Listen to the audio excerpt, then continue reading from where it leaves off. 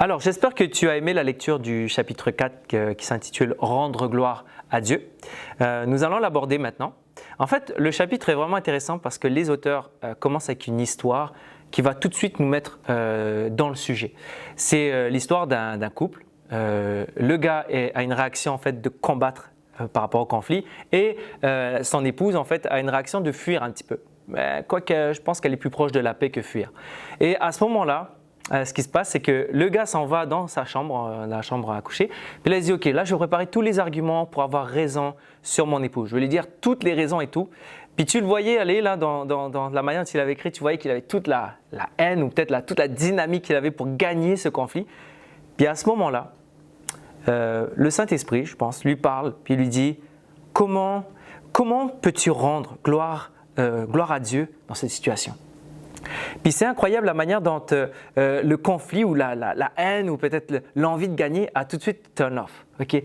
Il n'y avait plus rien. La personne venait d'apprendre une leçon. Il avait oublié tout simplement la place de Dieu dans le conflit. Puis c'est là que le livre nous emmène en fait à cette idée-là qui au quotidien tu vas le remarquer. Puis ça va aller tellement vite le ministère, ça va aller tellement vite la charge émotionnelle que tu vas avoir avec le ministère ou avec les jeunes ou gérer des choses, gérer des sensibilités que parfois on va oublier quand un conflit arrive que Dieu a toujours sa place.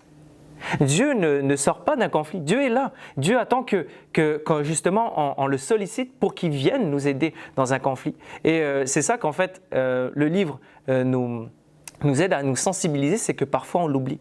Mais quand on ignore Dieu dans ces situations-là, on fait la pire erreur qu'on peut avoir. Parce qu'on ignore une multitude de conseils, de soutien spirituel qu'il peut nous donner. Sincèrement, là, Dieu, c'est le meilleur soutien spirituel qu'on peut avoir. On peut demander aux frères et sœurs de l'Église, prie pour moi, il y a ça qui se passe. Mais au fond, c'est Dieu qu'on demande. C'est Dieu qui peut nous aider juste spirituellement, là. Puis ça va nous travailler après émotionnellement, il va nous rendre plus forts. Ignorer Dieu, c'est aussi ignorer d'adorer Dieu. Parce que c'est censé être une obligation. 1 Corinthiens 10, 31, quand Paul va dire « Quoi que vous mangiez, quoi que vous buviez, faites tout pour la gloire de Dieu ». À un moment donné, il va dire ça au peuple de Corinthe. Il va leur dire « Yo, Dieu est là en tout temps. » Et pour nous, dans notre situation, Dieu est là même dans le conflit. Donc, ignorer Dieu, c'est vraiment pas la meilleure solution. Par contre, adorer Dieu, ça c'est génial. Parce que dans l'idée d'adorer Dieu, il y a devenir et refléter la grandeur de Dieu. Tu épaules en fait tout de suite un rôle que techniquement en tant que chrétien, que ce soit dans les bons comme dans les mauvais moments, tu dois refléter la grandeur de Jésus. Tu dois refléter la grandeur de Dieu et dans la prise de décision aussi. Est-ce que les décisions qu'on prend à travers ce conflit-là, à travers la résolution qu'on essaie de faire avec quelqu'un, est-ce que ça rend gloire à Dieu? Ou est-ce que ça cherche l'intérêt personnel, le moi plus que le nous par exemple? Ce qui est très important aussi ici dans le livre qui nous dit, c'est très pratique, adorer, tu peux le faire en 3 actions. Faire confiance à Dieu, obéir à Dieu et celui que j'aime le plus, imiter Dieu. Ces 3 actions. Souvent on aime ça les actions, on dit « Dis-moi quoi faire Dieu, je veux le faire. » Fais confiance à Dieu, obéis à Dieu et imiter Dieu.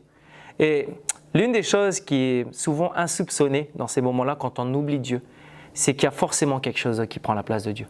On appelle ça de l'idolâtrie dans l'Ancien Testament, même dans le Nouveau. Mais il y a toujours un intérêt qui va prendre l'intérêt que Dieu devrait avoir dans notre vie. Et à ce moment-là, dans le conflit. Donc, à ce moment-là, il y a un autre avantage et celui-là, ça va être vraiment l'un des plus importants parce qu'il va nous donner une porte de sortie tout de suite par rapport à un conflit. C'est savoir si un conflit mérite vraiment toute l'énergie qu'on va y mettre ou tout simplement le laisser aller. Ça, c'est vrai que les gens vont penser « Ah, c'est lâche » ou « Tu fais même pas d'effort ». C'est pas vrai. Imiter Dieu, c'est imiter la miséricorde de Dieu. Et imiter Dieu, quand on parle de miséricorde, c'est que Dieu, des fois, là, il aurait pu se battre contre nous, quand il y avait la mort éternelle, notre péché, puis tout ce qu'on fait contre Dieu.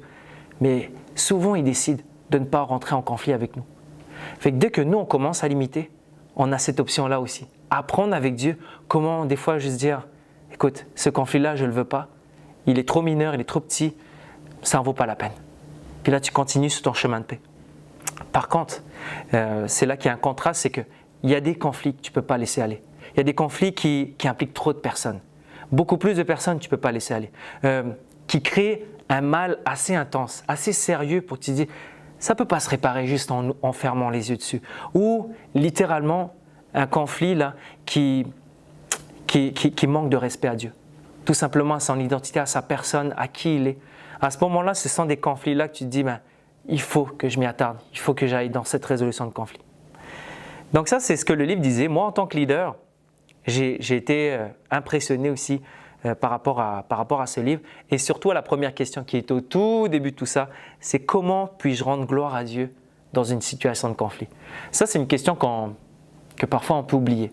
Mais le ministère va très vite. Tu dois préparer une prédication, tu dois parler avec les parents, tu dois organiser un événement et tout. Je te dirais, n'oublie jamais cette question. Comment puis-je rendre gloire à Dieu dans une situation de conflit? Ça, c'est un avantage de nous concentrer vers la paix directement, au lieu de recevoir le conflit, puis comme, oh, un conflit encore. Là, tu anticipes, voilà le mot, tu anticipes avant que ça vienne, la paix déjà que tu dois chercher. Et l'autre avantage aussi, c'est qu'on se responsabilise mieux à agir selon Dieu et non selon nous-mêmes. Puis ça fait du bien, parce qu'il y a un poids que tu enlèves. En disant, je vais imiter Dieu, du coup, tu enlèves cet aspect de toi. Qu'est-ce que tu es? Qu'est-ce que tu veux faire? Est-ce que tu es parfait? Est-ce que tu n'es pas parfait? Il n'est même pas question de toi à ce moment-là. Tu dois imiter Dieu. Donc à ce moment-là, le seul poids léger que tu pourras avoir, parce que Dieu va t'aider, le Saint-Esprit va t'aider, Jésus va t'aider, c'est cet avantage-là en fait, d'essayer de rendre gloire à Dieu en tout temps et dans les situations de conflit. Est-ce que tu as des questions? Quand le but, c'est toujours donner la gloire à Dieu et qu'il garde sa place. Ouais. Tu as mentionné des fois que quelqu'un pourrait perdre sa place sans qu'on le réalise ou juste parce que la vie est tellement occupée qu'on ne le pense pas. Comment tu ferais, pour savoir que Dieu a perdu sa place et comment tu ferais pour le replacer à sa place? OK. Bonne question. Mais en fait, la question que j'ai répétée plusieurs fois, c'est comment puis-je rendre gloire à Dieu dans cette situation? En fait, ça, là, c'est un outil qu'il faut que tu places dans ta vie dans les moments où je pense qu'on est assez conscient et intelligent pour sentir à un moment donné qu'il y a un feeling comme hey, on dirait que Dieu est moins là. Dans cette situation, j'ai l'impression que je porte un peu trop le fardeau. Puis souvent, là, dans la Bible, tu vas voir que Dieu parle souvent de « déchargez-vous de vos soucis », une question de fardeau, de poids ou de légèreté de poids. Et c'est à ce moment-là que je te dirais qu'il y a ce côté spirituel-là de se dire « il me semble que je porte quelque chose que je ne devrais pas porter ». Puis là, tu regardes un petit peu à côté de toi, puis tu viens d'oublier Dieu. Tu dis « Seigneur, c'est vrai, j'ai le conflit, j'essaie de le régler tout seul avec des solutions.